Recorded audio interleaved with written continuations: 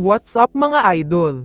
Abueva diretso sa Hinebra, grabe ang plano ni Boss Al.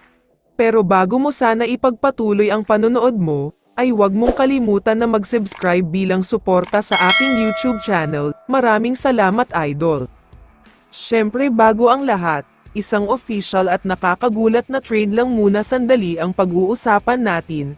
Gumawa ng isang mabigat na trade ang Magnolia at Northport, at isang nakakagulat na moves talaga ito para sa parehong team. Binitawan na ng Magnolia ang kanilang star player at energetic guy na si Calvin Abueva, kasama din dyan si Jerick Balanza at isang second round draft pick next year, kapalit naman ng Northport superstar na si William Navarro. Ayon sa Magnolia, kailangan daw nilang gawin ito dahil gustong-gusto na nilang mag-champion, masyado na daw kasing matanda ang mga players niya. Kaya ngayon siguro ay oras na para kumuha ng mga fresh legs at bata pa.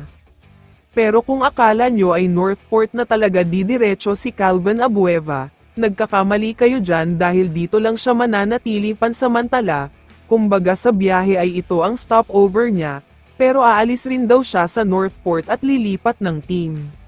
Matagal nang gustong makuha ni Coach Tim si Calvin Abueva. Pero hindi nangyayari ito dahil nga hindi pwedeng gumawa ng trade ang sister team, kaya naman pinadaan lang muna nila si Calvin Abueva sa Northport bago pumunta sa Hinebra.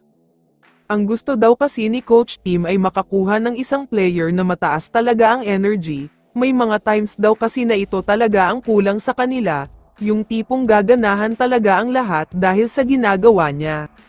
By next week ay unti-unti na rin daw gagawa ng trade ang Hinebra, dahil yan ang utos ni Boss Al Francis Chua.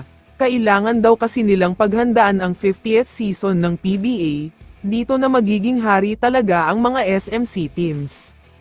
Ayon naman sa mga sources, magiging training ground daw ni Abueva ang Northport pansamantala, kailangan nga daw niyang maibalik ang angas niya, para kapag lumipat na siya sa Hinebra ay kondisyon talaga ang katawan niya. Ayon naman sa mga sources, magiging training ground daw ni Abueva ang Northport pansamantala, kailangan nga daw niyang maibalik ang angas niya, para kapag lumipat na siya sa Hinebra ay kondisyon talaga ang katawan niya. Kung ganito nga ang plano ng Hinebra, okay na din siguro kung makukuha nila si Abueva, dagdag energy rin ang maibibigay niya, pero sana ay madisiplina nila ang ugali niya dahil kilala siya dahil sa attitude problem at antics niya. Kaya naman kung ikaw ang tatanungin idol, ano ang masasabi mo kay Calvin Abueva? I-comment mo naman ang sagot mo sa tanong na ito. So dito na nagtatapos ang video na ito. Maraming salamat sa pagsuporta at panonood mga idol. Ingat at bye-bye.